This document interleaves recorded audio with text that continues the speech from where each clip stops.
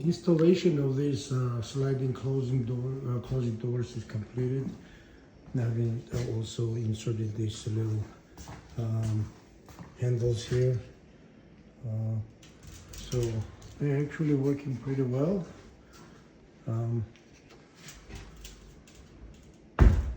Just pull on those and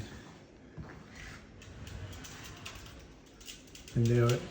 I also made sure to align them onto the sides right here using these little adjustments right there. So yeah, I mean they look pretty good. If you turn off the lights, they actually look really nice. So you know I mean it's installed, done, and ready for use.